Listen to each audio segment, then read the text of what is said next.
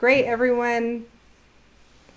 Oh, awesome. Thanks, everyone, for sticking with us. We'll get back to our presentation here. Um, Appreciate all of the flexibility and for the folks who are here. Hey, Gary, thanks for coming. Okay, so I'm just going to keep going and we'll just make another CNC sign video up live for anybody who got dropped out. And thanks for those who stuck around. So we'll just keep going for y'all. Okay, so this can also really lead to being able to create your own designs and your own products. So if you're really interested in furniture making but don't have too much experience, sign making can allow you the financial stability in order to make your own products and your own design and keep that passion going.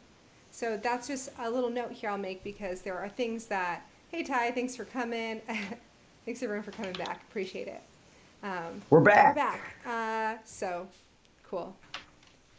Joe, Alvin, thank you for sticking with us. Appreciate, this live stream is it's a really interesting medium and I really love and get to enjoy hanging out with all of you, and this is like the best time of the week except for the technical difficulties. So thanks for, you know, being patient. Yeah. And we got some new people in the chat too. Hey Joe. Hey Alvin.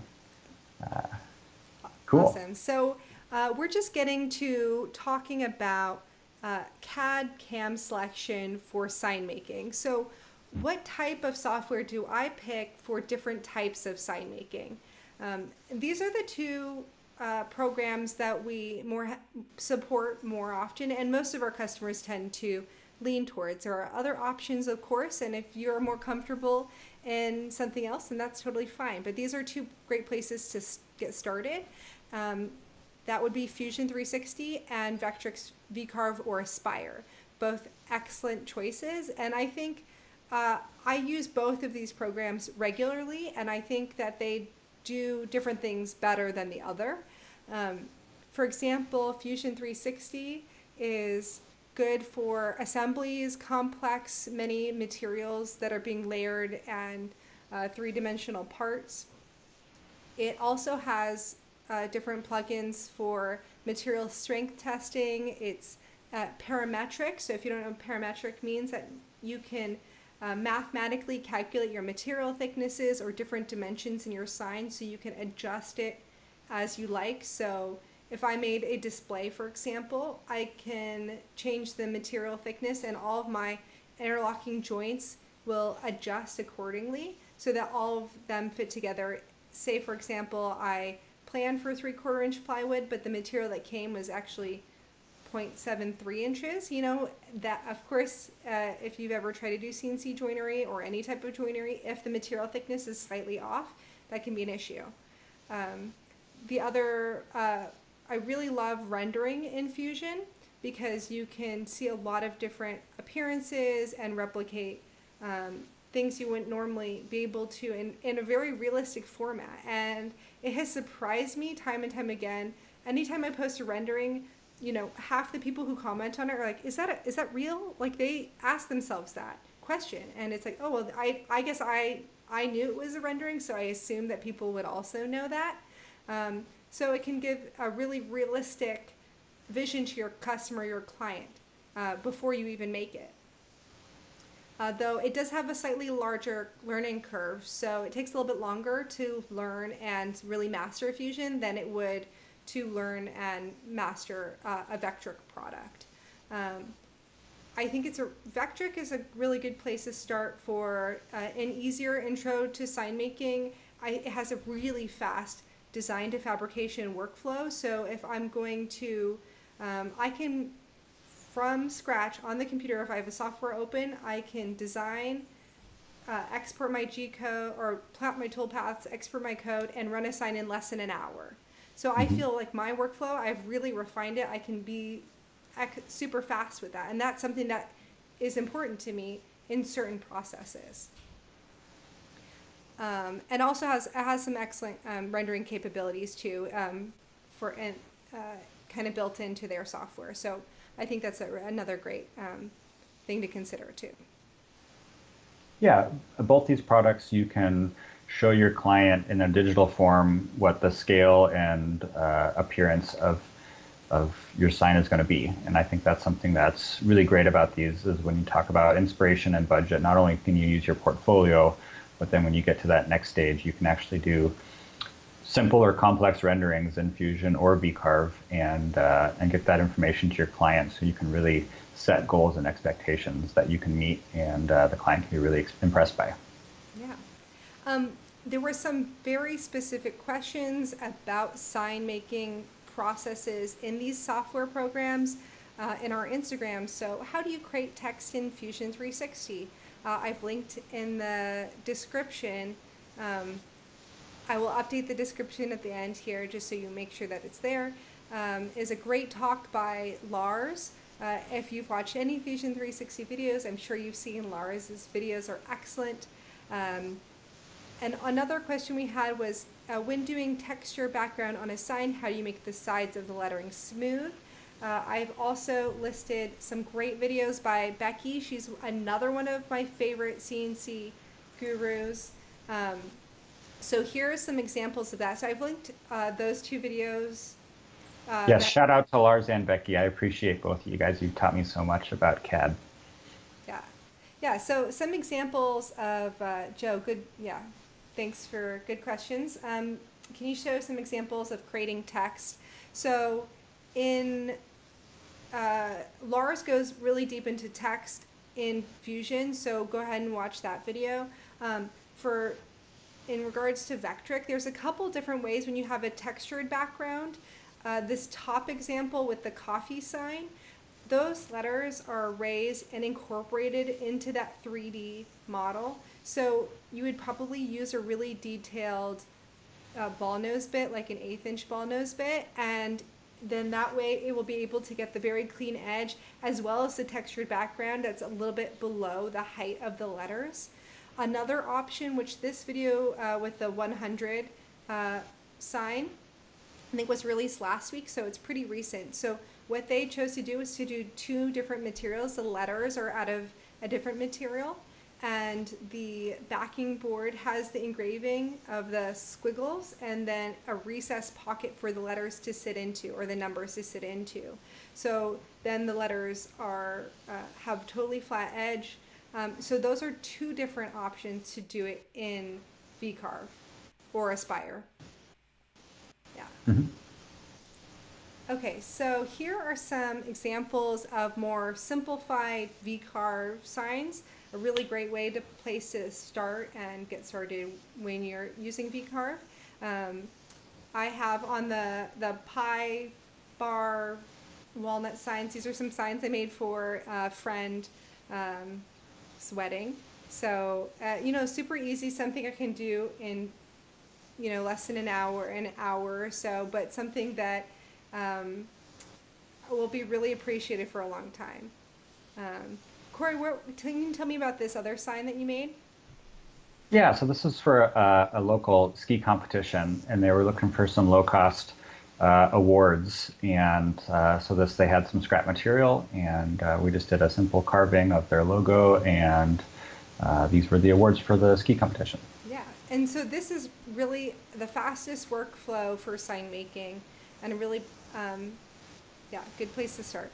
So I have a couple. Yeah, so go ahead. I did that design in VCarve and got to show them the model. We did all that, remotely, and they approved it. And yeah, I was going into fabrication probably within an hour of initial design. So really, really fast workflow. Yeah, and then these are some other really quick signs that you made for a local disc golf course.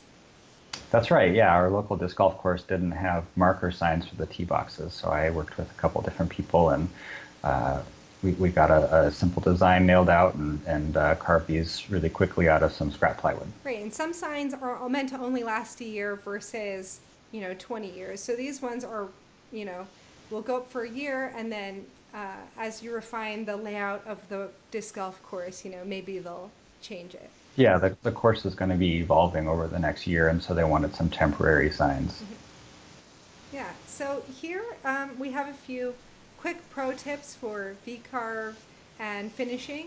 So I know that painting recessed pockets is really annoying, and I don't like to waste my time with a little brush and filling in all the corners. I just don't have the patience for that. But there are several different processes. I'm just going to go through briefly the process that I would use for a very simple sign like this, or a few of the others you've just seen.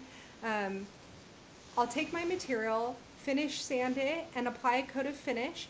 If you're interested in different types of finishes to look at, check out Total Boat, Narwhal Labs. They have far more experience with finish selection than I do, so that's something I would lean towards. So I'll have my material, finish sand, and put one coat of the finish, and then apply a vinyl sticker. So there's obviously several different kinds of vinyl sticker selection to make, but I just want to make sure that it doesn't tear out when I'm engraving it. This was just scrap vinyl that I pulled from a scrap bin, so it wasn't anything special or particular, but there are some folks are very particular about the type of vinyl sticker that they pick. So if you have a suggestion, please drop it in the comments. I will put the vinyl on and run my V-Carve engraving. And then I'll apply another coat of finish to make sure to seal the end grain, because end grain is like straws in the wood and will soak up any paint, stain, or epoxy even. You know, if it's a colored epoxy, you'll be able to see it in the edges of the grain after you peel up your vinyl sticker. So sealing that end grain and then applying your paint or your stain or your epoxy pour, if that's what you're doing. And then you're able to peel off the vinyl sticker and do another quick sand for anything that might have leaked under a little bit of a seam, and then apply another coat of finish. Also on the right side here, I included a little photo. I've really enjoyed doing keyhole hardware on the back, or keyhole, using keyhole router bit on the CNC. So that's another little trick. Bonus points if you make them a little jig to mark the holes for the anchors on their wall. They will remember that little detail that you helped refine, that kind of their process that they're interacting with it, even if it's just for the 5 minutes it takes them to hang it, right? Yeah, but it's that extra effort that really goes to show that this was manufactured by someone who cares and really is proud of their work, and that's how you get referrals. Joe's has a question about stenciling. So I think stenciling is an interesting process. You have to remember to use a certain font or a certain process so that the inside of a letter is called a counter. So if you look at telegraph, the spot in the middle of the R and the A are called counters. So you want to make sure to use a font or edit your font in order to make sure that those don't drop out. So do take that into consideration. Obviously you can use lots of different materials for stenciling. I have used a drag knife X-Acto blade on very thin material, like different acetate or something like that. You can also use thin acrylic, something you can spray with. So that really varies. Yeah, there's a lot of different options on how to do that. Yeah, the most cost-effective way I've seen is with hardboard. So it's the 1/8 inch pressed MDF, high density, and that can also work well. Okay, so next I wanted to talk a little bit about a sign I made recently for Boxley's, which is a jazz club in North Bend near Avid CNC headquarters. This is a nonprofit, Jazz Clubs Northwest, a really cool organization and very close to our hearts. Corey came up with the concept of making these letters. So this was the sign right behind on the stage, and there's a big black curtain, and all they had was just like a vinyl banner hanging up. So it was, you know, pretty low tech, not super high quality, right? This was something that they couldn't have even imagined to dream up. So Corey had a really great vision for this. Yeah, and so I wanted floating brass letters that kind of glowed. I know, like they were beautiful instruments. And so we kind of talked about different ways that we could get brass to glow. Yeah, So floating letters, brass, and acrylic. So this is kind of what I drew on. And this is the rendering I made from Fusion 360. And before I ever made the sign. So creating the rendering, I made the rendering, but didn't necessarily expect it to come out as close to the final rendering as it did. And I guess that really showed me how powerful Fusion is in replicating true materials and all of the math that goes behind their appearances in their renderings, the rendering section. So Function, yeah. Here is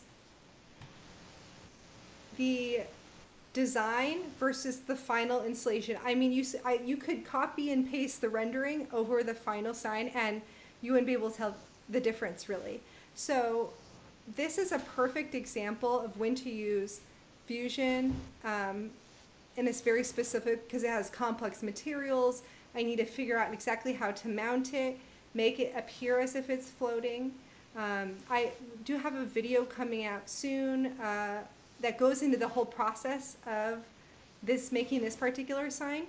I'm working on doing a sign making series of videos so we can go into all the different processes of all these different types of signs that we've talked about today.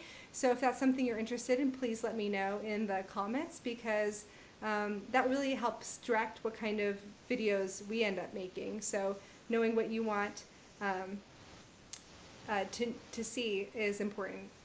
So Olivia is wondering, how big is that Boxley sign? It's about 6 feet long, about 1 foot tall.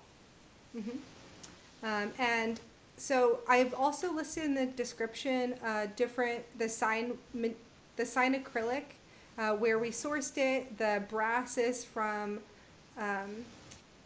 Alaskan copper and brass. So they're able to do deliveries and that sort of thing. So you have to really look in your local area for those kinds of things. The LEDs and electronics were from online. So I'm excited to show you the whole process of how it was made and kind of demystify the floating aspect of it. Yeah, it really turned out great. So I guess I want to kind of break down different things that you want to look out for and things to consider when you're using different materials, new materials that you haven't experienced before. So one of the things that Corey helped, reminded me of when we were talking about making the Boxley sign was to look out for LED hotspots. That's something I think really draws away from the experience of looking at a sign. This is a sign from a local chocolate shop here in Portland. I was walking by and I just loved this sign. I mean, it's incredibly beautiful. It has like 8-quarter curly maple and a beautiful walnut backing. And it was just so beautifully well made. Everything except for these LED hotspots really takes away from it. So being really thoughtful about those processes and testing out your different materials and seeing how it works, if it's serviceable. For the Boxley sign, I made each letter plug-in individually, and I can disassemble them whenever I need to, if I need to ever fix something, if I have a loose wire, that sort of thing. I also really enjoy about this sign is the different blend of materials and textures, and that's something I don't think a customer will normally think about. They say, okay, well, steel, industrial steel, that's our aesthetic, just go with that.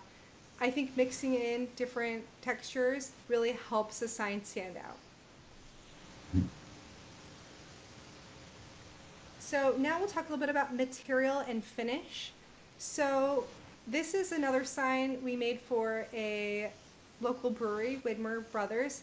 The left photo is the day it left our shop, and the other one was 2 years later when I was walking down in North Portland and saw the sign 2 years later.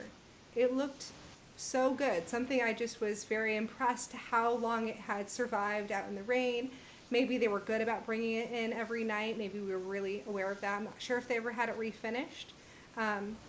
But the fact that it was able to survive the Pacific Northwest rain for 2 years and look this good, that was really testament to our original fabrication process, our original interactions with that client, and making sure that they're aware of the care necessary. And we picked the right materials. So that might be choosing marine plywood. This was a solid oak sign, so it wasn't even plywood, but you can see some of the cracking on the very top edge. So maybe there was a little bit of splitting there, but it wasn't anything too structural or taking away aesthetically, so it wasn't too big of a deal. So those are some things to consider when you're choosing your materials and finish initially. Like, do I want to pick something that's going to last 2 years, or do I pick something that's cheaper because their budget is really low, but then they have to replace the sign anyway in 6 months, which is more than their budget expected. So educating them about, okay, we should maybe increase the budget so your sign lasts longer. Oh, good. I'm glad there's some folks interested in the sign making series. Perfect. If there's any specific types of materials or processes that you want to see, let me know.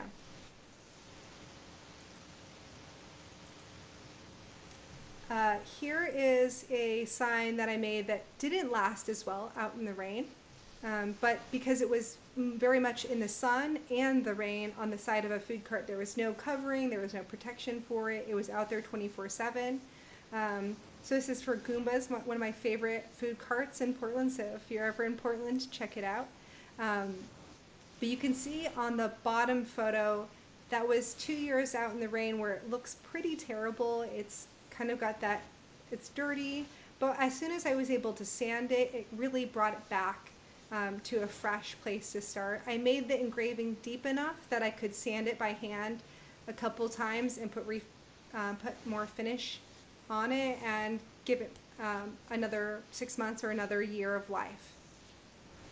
Yeah, and I think refreshing signs like this, Sammy, is a great way for you to reconnect with that client again and potentially expand them into those next projects. And so setting the expectations of, hey, this is going to be in an outdoor environment, it's going to be hard on the finish. Why don't we go ahead and schedule in 1 year or in 2 years, we're going to go ahead and refinish this. And setting those expectations early before you've delivered the sign even can really be helpful to get in those follow-up meetings and additional jobs. Yeah, I would even go as far as to just set an automatic reply in 6 months, just a follow-up email, like checking in with that business owner saying, hey, how's it going? How's your sign doing? Is there anything I can do for you? Glad to see you guys you're doing well on social media or whatever it is. And setting reminders for yourself on your calendar. Oh, email Goomba's follow-up or something like that. Oh, great. We have Mad Dog. Our sign business has grown and we're looking to buy our own CNC machine. Congratulations. That's awesome. Thanks for joining us. Have you used Corafoam? Corey, have you used Corafoam before? I don't know if I've used that brand. I've used a number of different expanded foams and foam core products. Mm-hmm. And at the end of the day, it really comes down to what's available through your suppliers with those specialty products. But expanded PVC and different foam boards can really withstand the test of time and be a great opportunity for you to provide a long-lasting sign. Yeah, I've used Sign Foam. I'm not sure if that overlaps with this same brand name specifically. I have used that a lot. Cuts like a dream, and that's something to consider too. Depends on the environment it's going to be in and the finish you're going for. Exactly right. Yep. So here's a couple more Instagram questions that we had. How to make a groove on ACM sheet. Corey, I'll let you go ahead and take this one. Yeah, so ACM is it's an aluminum composite. So there you go by, again, a number of different brand names, but the one I've worked with a number of times was Dye Bond. Mm-hmm. But we're going to treat that similar to like we're going to treat a sheet of aluminum stock. And so we're going to focus on chip load and achieving proper feed rates that are achievable based on our vectors and calculate that product using kind of an aluminum chip load calculator. Yeah. So this goes for all materials, like chip load is very important, and doing tests on some smaller samples. Make sure you get extra. I always always would order 10% extra material for mistakes, programming errors, zero errors, something that might happen because sometimes material gets damaged, or in transportation, like the edge of the material might get dented on the truck and you don't have enough time to get the material company to replace it, making sure you have that border to work with. So consider that also. There were some Yeah. questions about where to get materials specifically, and because we're all calling in from all over the world, this is really going to vary based on where you are. But what I would encourage you to do is I would make a spreadsheet or a document that records different types of materials that you've sourced from different places, the cost of them, do cost comparisons, make a list of the 4 local lumber yards and call them and ask, okay, well, how much is a Baltic bird sheet or a 4x8 sheet? And just having that cost comparison always available to you. This is something I shared with when I ran a fabrication company, all the project managers on my team, so that they just had this straight chart to go through, so they didn't have to call every lumber yard in town for every quote that they were trying to make. Or a list of, okay, these are the 3 places that have the best hardwood sourcing because they deliver for only $25, So knowing all of those things, having that information, do the research and put it together in a spreadsheet will make your life a lot easier. Another thing I will mention is check out your local furniture cabinet shops. If you have a smaller operation and you're just looking for cutoffs and that kind of thing, I promise you, cabinet shops are throwing away so much material. There's always big strips of Baltic birch, 8 feet long, 10 inches wide, at a shop just down the street from me. So, I kind of have that bad habit of going and pick up all that material, but you know what? I have all these shelves in my kitchen that are free because of it. And it's Baltic birch, so really great material. Sometimes you can get really good deals on more than just cutoffs, but they're not necessarily the ideal material for any future projects for them, and so they're willing to sell it at a very low cost. So maybe it isn't even cutoffs, maybe it is half sheets or full sheets of a material, but they just don't have a need for it. So it's worth starting that conversation and establishing a relationship there. Yeah. I'll just talk about a few more of our projects here. And if you have questions for us in the chat, go ahead and drop them in there, and we'll go ahead and address those as we're going. Here's a sign project I made. Actually, there's one of them, which way? Behind me on my workbench, I've repurposed. These are some signs I made for Maker Faire 2019, right? 2019, I was like, what year is it now? RIP Maker Faire, hopefully comes back someday. Yeah. But I had to make these signs in 3 or 4 days, really fast turnaround. And I had to make 9 of them, and they went on the bottom of the leg kit of our machines, because I wanted to elevate the aesthetic of our booth and kind of hide those extra bins of materials and things and tools that we had brought with us in order to assemble the machines and assemble the different projects that we were working on. So these signs I made with a variety of different materials. So here's the lineup of them. And I really played with material variety, color, and paint variety. So they're all very similar design, logo, but they're all different because I was able to kind of pick and choose these different things. And using the plasma CNC and the spindle setup, I was able to make sure that my files would align. So you can see with the black Avid strip, you can see that there is holes cut with the plasma CNC, and then there's also piloted holes on the wood panel in order to make sure that they line up super easily. So one person can cut, set up, paint, and assemble all of these signs in just a few days. So this was a really fun project, and the fact that I knew I could get this done in 3 days because I had so much sign making experience, and this was all scrap material I had lying around, like random pieces of panel or plywood, and luckily it was sunny out, so my paint dried really fast. So taking those kinds of things into consideration. Yeah, and I think this also really shows the variety of different messages you can send, even with the same logo and the same color scheme, and how part of the fun part about sign making is you really do get to steer a lot of this, and you either get to take a direction from your client, or you get to kind of lead your client to a direction, and understanding those different workflows and really embracing the one that you love is a great part of really getting good at making signs. Yeah. Here's one more little sign that I made for it's just kind of something I wanted to do something for a friend. They were having a metal studio opening where they have metal classes and jewelry smithing. So this was a reclaimed sign. I found this in a bin.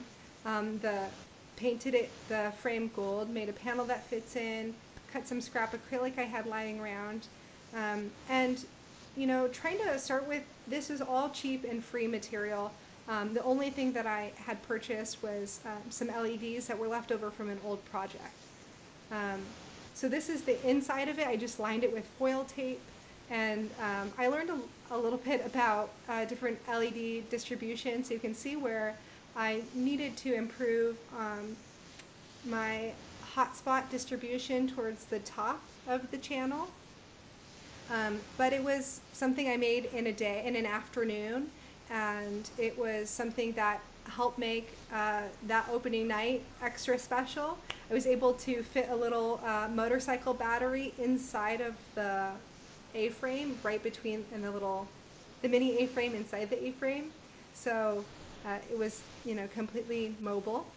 So this is, the kinds of things, just play with the different materials, experiment. This is like my first,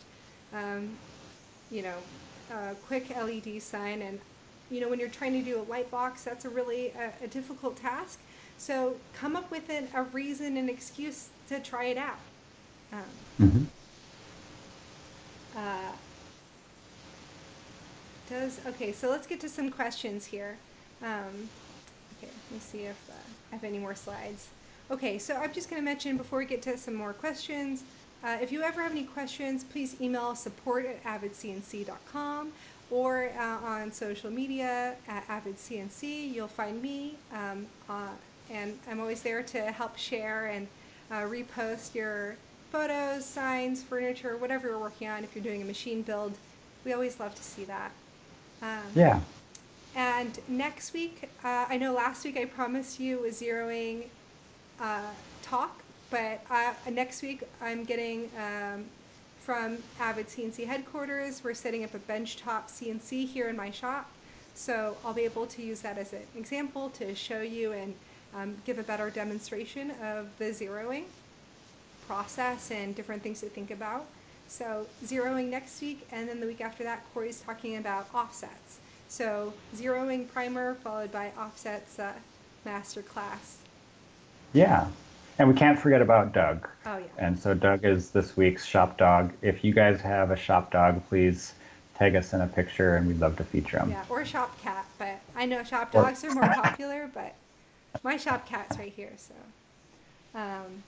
okay, so I can go ahead and get to some questions. I'm going to switch over to our dual camera. Yeah, so any 5-axis in the future, 5-axis machining has some particular use cases where it makes a ton of sense, and then typically with larger format work, those use cases aren't as strong unless you have a really, really robust machine to tackle that. And so right now we're not working on a 5th-axis system. Not to say that we will never have one of those, but it is not on our high priority list for engineering. Yeah. There are some other upgrades that will make your life wonderful in the CNC shop, so keep an eye out for those as usual. And please use our rotary axis, because true 4-axis machining is just one less than 5.